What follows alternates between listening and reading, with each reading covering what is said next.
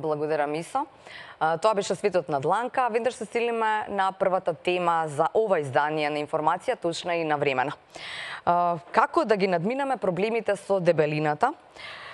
Или ако сакате подобро, како до младина која ќе нема проблеми со дебелина, ако воопшто можеме да дојдеме до таму. Што да јадеме, кога да вежбаме, дали хамбургерите, пиците и газираните сокови се најголемите виновници за средба со дебела младина во Македонија. Не знам дали знаете дека според Институтот за јавно здравје, последната информација о таму, според нивните истражувања, вели дека речиси 1/5 од македонците се дебели или имаат проблем со дебелината.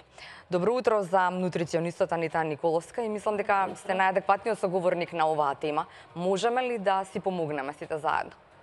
Можеме. Можеме?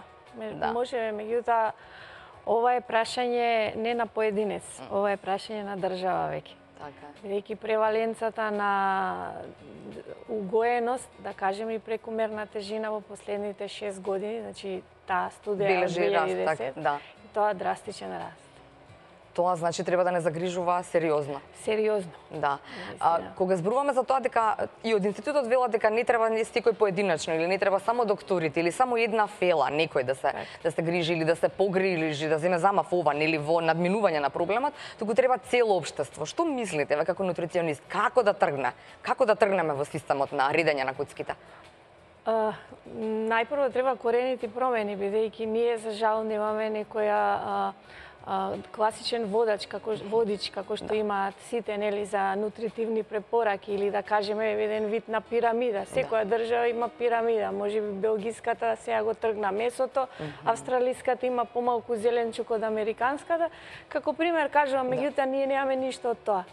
Ние немаме основен водич, основни препораки за здрав начин, здрав стил на живот. Не збориме само исхраната, тука и физичката активност. Значи, генерално немаме ние едукација, не достига.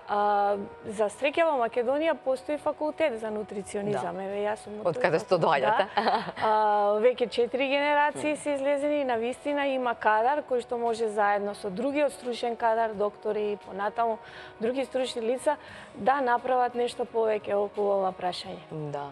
Што мислите вие? Што треба, мислам, од каде треба да се тргне или што е подобро? Белгиски, американски, австралиски, ве слушам каков е тој систем на исхрана начин. Знаете како тоа се препораки на таа пирамида, колку често што да јадете. Например, ви препорачува државата да си јадете вака и вака. Генерално да, генерално препорака е например житарките да се на врвот на пирамидата, некаде нели овошје, зеленчук. Значи индивидуално е тоа, меѓутоа секаде таа брза храна, тие нели пици и газирани сокови се надвор од тој водич, значи не се препорачливи или доколку се зимаат, да се зимаат многу ретко. Да. Ако вас ве прашаат или кога вие би биле дел од тимот, што би рекле вие, што треба да направиме, што да ни биде прво на пирамидата на македонски препораки за храна? Македонија е подречје кај што навистина има што да се јаде и што да се пирамидата е една работа, она што недостасува последниве години е навика за домашно готвење. Значи, во семејството се создаваат пред се тие навики, се создаваат кај дечињата, кај најмалата популација. За жал и тука треба да се сменат многу работи, бидејќи тие се застарени нормативи по кои што се изготвува исхраната за градинки, значи една виршва и паштета. Во никој случај не е храна за дете. Да. Значи во никој случај. Така да препораките се многу зеленчук, нели 5-6 порции овошје, веќе се качува овошјето малку повеќе од порано во сите тие пирамиди, интегрални житарки, значи здрави масти, рибата да кажеме е тука присутна, оние млечни производи и месото се на дното веќе на пирамидата, значи не дека не треба да се конзумираат, меѓутоа не секојдневно, нели? Да, не секојдневно. Според последниот извештај споменав, нели 1/5, ако сакаме низ бројки, тоа би изгледало вака: 62,7% од мажите или 48,4% од жените постари од 18 години имаат зголемена телесна тежина, а дебели веќе се 19,6 мажи, односно 17,2% жени. Ова е навистина бројка за загрижување? Да, значи body mass индексот, значи индексот на телесна тежина е над 30 на сите тие дебели, да кажеме, угоени, бидејќи зголемена телесна тежина е помеѓу 25, нели, 29,9 на тој, да кажеме, стандарден body mass индекс. Како и да е бројката е дебела, математиката е проста, значи повеќе се внесува од колку што се троши. Така. Значи има дисбаланс, енергетски дисбаланс, односно позитивен енергетски баланс. Внесуваме повеќе калории од колку што трошиме. Да. И тоа го велат докторите, велат не знаеме зошто, не знаеме каде е проблемот, можеби еве вие ќе ни кажете ако имате свој став, но вели зашто порцијата која јадеме генерално годиниве назад е поголема од она што го јаделе нашите баби и дедовци. Па порцијата може да биде и многу голема. Да, ама не јадеме цела. Ама да биде зеленчук. Така, да биде зеленчук. Па нека биде 500 грама порцијата, не е проблем, ама да биде салата. А тоа останатото што го јадеме да биде, нели, мал дел да заземе. Да биде 100 или 200. Тогаш нема да има толкав процент на угоени лица. Така да она процесирана храна што секогаш ни се нуди, оние нели реклами кои што и дечињата посегнуваат нормално, нели? Чоколада, чипсови и таква работа може да се заменат како навика со поздрава, да кажеме. Дали ќе биде тоа овошје, дали ќе биде, па имаме сега интегрални житни барчиња, нели, оние кои што може да се дадат на детето, јаткасти плодови наместо чипс, значи има. Ако сакаме, има замена. Меѓутоа, тоа сакам да кажам, навиките прво во семејството, од мало, сега не треба да забегаме па во другата страна, така е. Да направиме. Значи балансот, секогаш балансот треба да го имаме. Тоа дете може да изеде и некогаш и некој сендвич, некогаш, меѓутоа да биде многу ретко. Така е, да. И например, вам колку често ви се јавуваат луѓе со вакви проблеми? Еве ги повикуваме и гледачите 2402-005 и 2402-002 се телефоните на кои што сакам да го чујам вашето мислење. Дали имате проблеми дома со нели дебели деца или можеби деца со зголемена телесна тежина? Имате ли мака, кажете ни, можеби ќе најдеме заедничко решение овде со нашиот денешен нутриционист. Колку често сега во овој период, да речеме, ова се бројки за овие 6 години, нели, но се фрапантни во однос на зголемувањето, да речеме. Знаете што е фрапантно во сето ова, бидејќи нели дебелината е понатаму главен ризик фактор. Тоа па е следно на кој што сакам, за болести. Ете штом ќе разговараме да не ја начнувам сега темата, меѓутоа голем е процентот на дечиња кои што се веќе на граница на преддиабет. Деца. Да, дечиња. Значи, тоа веќе е фрапантно. Зашто? Затоа што тие дечиња не само што внесуваат повеќе од колку што трошат, тие дечиња се постојано на компјутер, пред телевизор или пред било што. Физичката активност се игнорира. Не велам дека тие деца не треба да идат на јазик или да посетуваат нешто друго. Курс, компјутери, да посетуваат, да одат. Меѓутоа, мора да бидат пуштени и физичка активност да имаат дечињата. Паралелно да се работи, нели, со училиштата. Да. Наставата по физичко воспитување да биде активна, ако треба и да се зголеми, можеби. Знаете како порано, нели, оние утрински вежби, дури по навика, кога станувавме, дома си ги прават. Така. Сега нема никаква навика. Околу тоа сега едва и ги будите дечињава да ги однесете на училиште, затоа што се главиле на компјутер до доцна внуките. Знаете, кога размислував на темава, велам добро, како е овој проблем сега или веројатно е тој низ години, но во наше време, ако зборуваме за некакви навики или некои муабети на кои што ќе се сеќавам, ако не го изадеш ова, ќе ти го ставам во врат. Така, нели? Па ти сега кој кафе да е тањерот, дете кој дете јаде пола и толку, ама не можеш. А повторно не сме имале таков проблем како што го имаме сега. Веројатно, претпоставам, ако нели вака одат бројкиве. Активни сме биле, сме се движеле, на улица сме биле. Ластик. Значи имало детски игри, навистина, дали било ластик, дали било граница, дали било трчање. Значи поишак изадаш. Значи сме биле боси без ништо на тој асфалт, да кажеме.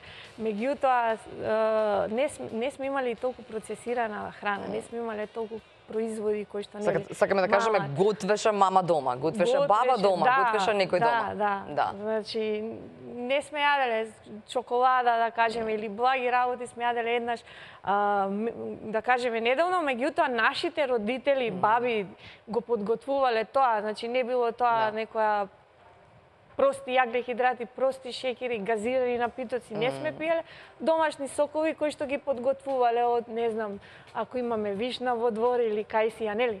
Сега, реални да бидеме, и самата реклама, и тука треба многу да се влијае. Што треба да се рекламира, каде треба да се рекламира, да. Не можеме со тоа. Па да, ма не значи дека до секој училиште треба да биде дозволено да се продава брза храна. Така. Значи има држави кои што се избориле со забрана на неколку километри околу секое училиште и градинка да не смее да се продава таков тип на храна. Да. А што е во со забраната? Хрватска, мислам дека Хрватска беше земјата во регионов која што забранува, ќе почне од скоро, да забранува во училиштата брза храна и газирани сокови. Можеме ли со едни такви мерки? Ќе мора, гледате како идат бројкиве, многу. Значи, ќе мора да се направи нешто. Затоа што алармантно е ова што го изнесе, нели, Институтот за јавно здравје не е за занемарување. Значи, треба веќе да се седне и да се направи коренити промени во секој поглед. Во секој поглед и во менување, реков на тие, нели, застарени нормативи, значи во градинките не може да се даваат некои работи кои што веќе на вистина сите знаеме дека не се, особено за дечиња. Така? Да. Особено за дечиња. Така да, барем сега има замена, интегрални лепчиња имате колку сакате. На пазарот има, нели, конкуренцијата е се поголема и поголема.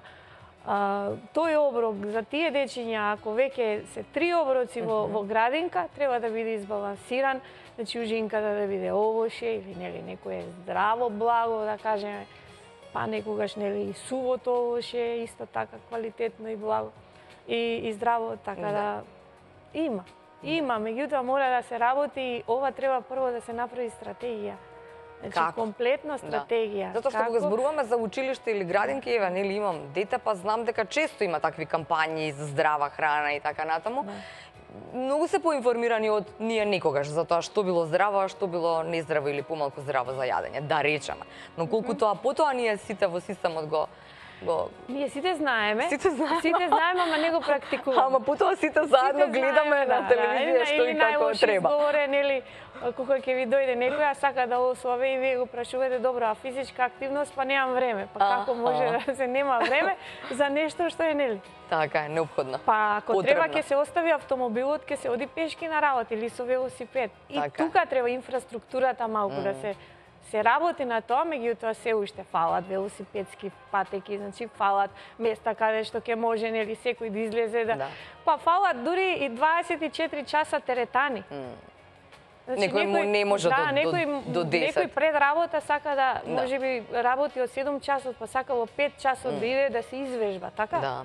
Значи, треба да се од сите аспекти малку повеќе работи на ова проблематика. Така е. Можеби не имиња, секако не сакам имиња, но кој е последниот случај на кој што нели со дете, да речеме, кој што имаше проблем со таа тежина, како го решивте? Можно ли е да се реши проблемот? Колкав е периодот? Видите, кај со деца е многу потешко да се работи. Зашто? Кај дете не смеете да правите вие рестриктивни диети. Забрани и такви. Ниту пак да забраните некои производи кои што, нели, во раст и развој се неминовни. Млечни производи, месо, значи тоа не е убаво да го забраните. Тоа дете е во раст и развој и тие протеини, тие, нели, нутритивни бенефити, компоненти што ги има некој вид на храна, не смеете да ги тргнете. Тоа треба да биде прво да се направи тоа дете здрави навики да добие. Значи навика дека треба да појадува. Значи не да излезе директно на училиште. Без појадок нас не пуштале да идеме во училиште. Ние може цел ден да не јадеме, меѓутоа појадокот бил најбитен, така? Така е. Ја не сум јадела ни појадок, ама добро. Некаде ќе да се убера. Значи, ужинката да му се стави парче овоше, 2, значи банана, сезонско, значи сега имаме избор имаме, да. Па јаткасти плодови да му се стави на тоа дете. Па кога ќе дојде да му се даде сготвена храна, домашна храна која што нема да биде со запршки, со нели, со масти, да кажеме, неквалитетни масти во тоа јадење. Салата обавезно да добие навика дека со ручекот и со вечерата задолжително треба салата да изеде, и тоа да биде таа порција голема што ја зборуваме, нели, помала да биде остатокот од тоа што ќе го јаде, дали ќе јаде манџа, дали ќе јаде мевце, дали ќе јаде, не знам, ориз. Да. Сепак. И има ли врска, да речеме, рекламите из големиниот број, многу голем? Америка ли најмногу има проблем со дебелината на луѓето? Америка генерално има проблем затоа што и многу процесирана храна има. Знаете дека оние поховани работи во Америка се трансмаси, дури нели се оди на тоа чипсот да се забрани, значи да се забранат некои производи, али генерално тргнете и од дома кога детето ќе ја види рекламата. Тргнува веднаш. Да не зборуваме за какви, дали чипсо или некои газирани напитоци, и веднаш ќе бара или некое замачкање крем, да кажеме. Така е. А што со можно, нели се, и тоа е проблем, ама не толку голем, да речеме, статистиката вели дека секогаш повеќе јадат или луѓето, или се подебели луѓето кои што се околу сендвичарите или местата каде што има брза храна. Сензорните, органолептичките задни. Да, нели, сензорните карактеристики. Не мириса. Кога ќе поминете каде што продаваат скара на кило, нели, или по некоја кебапчилница, Ве носи патот. Ве носи патот, да. Да. Со изговор дека одамна немате јадено, па може да си го дозволите тоа, нели? Кога сме кај дебелината, како е нормално слабење? Има ли некоја според нутриционистите, значи колку килограми со тие, нели, како да не направиме брзо слабење, па потоа и брзо дебелење, нели, јојо ефект? Се што е нагло, не само што јојо ефект, прво здравствено се прави стрес на организмот. Значи тоа треба да биде постепено, да се адаптира самиот организам. Значи сега како некој да има 130 килограми, вие да го пратите директно да има тешка физичка активност. Тој прво треба да почне да се движи. Процес. Се зима анамнеза, колку калории тој дневно зима. Ако зима 6000 калории, вие не можете да му дадете веднаш исхрана. Имате такви, верувајте. Има 6000 калории? Има што јадат, Анета? Има такви. Тоа веќе би требало и психотерапевт да се вклучи во некои случаи. 6000 калории не е баги. Веќе е зависност, знаете. Веќе храната кај некои случаи преминува граница и тоа е веќе зависност. Навистина зависност, како нели? Како секоја друга за храна, значи ќе го изеде 200 грамско чоколадо и ќе го пикне под кревет. За да има уште еднаш 200 грама да се земе пред себе. Да не се види дека е изедено. А попатно ќе изеде пица и ќе испие литру и пол газиран напиток. Така да има, наистина има луѓе кои што немаат веќе контрола во внес на калориите и вие не можете од 6000 на 2000 калории да го ставите. Така е. Значи тоа постепено прво со здрави навики, повторно ќе кажам, да се научи дека постои доручек, ручек, вечера и дека постојат две ужинки. Значи кога ќе им дадете вие, поготово многу се интересни кога ќе дојдат на собење и вие им давате, нели, начин, мени, постем ден-два, нели, од кога ќе го изготвите, па повторно го викате да му го објасните, кога ви па јас ова ќе се поправам, нема да особам, не. Никако нема да се поправи. Значи тоа се, нели, навики, доручек, ручек, вечера, и две ужинки, да се има ред, да се, нели, забрза тој метаболизам. Се си бара свое, да кажеме. И колку се издржливи тие луѓе во тоа? Некои издржуваат во процесот? Има луѓе кои што навистина знаат што сакаат, вообичаено доаѓаат веќе кога имаат здравствен проблем. Навистина проблем. Да, веќе кога ќе дојде до она што го кажуваме, дали е кардиоваскуларно некое заболување, хипертензија, значи покачен холестерол, покачени триглицериди, веќе пред диабет, значи на горна граница шеќерта, и тогаш веќе знаат да побараат, да кажеме, совет кај нас нутриционистите и нормално. Кој ќе издржи, не зборуваме за издржување, јас сегогаш и викам, ова не е диета што треба 3 месеци само да се, нели, или 6 или колку и да. Тоа треба стил на живот да биде. Така, начин на живот, да биде. Да. Добро, и за крај ги споминавте болестите. така, кој што се е ризик фактор за ризик овие луѓе. фактор. И според тоа и квалитетот на живење нивен е поинаков од сите овие други, така, заради тоа што намален или понеквалитетен живот има. Дефинитивно. Да. И пак ќе кажам, и физичката активност исто така има голем удел, така да храната заедно со физичката активност секогаш велам дека се клjuč за, нели, За здравје. добро здравје. Така е, да. Ви благодарам за овој разговор. Се надевам дека нема да отвараме вакви теми, дека ќе отвориме малку поубави теми во иднина. Така ја вие ќе ги образувате сите оние кои што ќе ви севат како да јадат или што да јадат за да бидеме сите поздрави, така? Треба сите ние Сите ние, нутриционисти и така е. стручни лица да работиме направиме на тоа, да. Да. Ви благодарам уште еднаш.